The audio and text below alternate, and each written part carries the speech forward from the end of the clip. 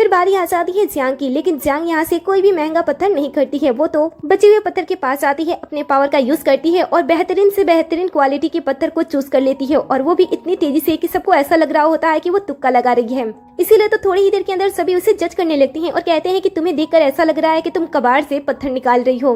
Well, थोड़ी देर तक तो इनका डिस्कशन ऐसे ही चलते रहता है। फिर कुछ समय के बाद ये अपने एक्सपर्ट के चुने हुए पत्थर सामने करता है और सभी पत्थर को सामने काटा जाता है, जहाँ पे एक एक करके सभी उसके पत्थर बहुत ही ज्यादा कीमती निकलते हैं। वहीं पे कोई उसका एक पत्थर 1 करोड़ का होता है तो कहीं उसकी कीमत 10 करोड़ होती है। सभी एक्सपर्ट्स ने मिलकर प्रीमियम क्वालिटी के स्टोन को चूज किए होते हैं, इसलिए उनकी कीमत बहुत ही ज्यादा होती है। ये देखकर सभी को ऐसा लगता है कि हाउ कंपटीशन में पार्टिसिपेट करने से पहले ही हार गया। इनफैक्ट जो हाउ का असिस्टेंट होता है उससे भी ऐसा ही लग रहा होता है कि इस लड़की की वजह से वो हार गया, लेकिन हाउ का भरोसा अब भी जियांग पे कायम रहता है। इसके बाद जियांग आगे बढ़ती है और ये कि जितने भी कीमती पत्थर होते हैं उन सभी को वो साइड कर देती है। इसके बाद वो अपने पत्थरों को वहाँ पे रख देती है, जिसे देखकर लोग उसे बेवकूफ गंवार कहने लगते हैं, जिसे कीमती पत्थरों की कदर नहीं है। जियांग उन्हें जवाब देते हुए कहती है कि जब मेरे पास रेयर पत्थर हैं तो मैं आखिर इन बेकार पत्थरों की कदर क्यों करूं। ये सुनकर लोग उसे कहते हैं कि तुम जिस तरीके से बात कर रही हो ना, ये एटीट्यूड उस समय उन लोगों के पास होता है जब उनके पास रेड ग्रीन कलर का पत्थर होता है। जियांग कहती है कि हाँ, मेरे पास तो वही पत्थर है। अब ये सुनकर सभी लोग उसे बेवकूफ समझने लगते हैं। इनफैक्ट जो ये होता है वो तो जियांग के साथ शर्त लगा लेता है और कहता है कि तुम्हारे पास अगर एक भी रेड ग्रीन पत्थर निकलते हैं ना तो मैं तुम्हारे सामने झुककर तुमसे माफी मांगूंगा, और अगर ऐसा नहीं होता है तो तुम्हें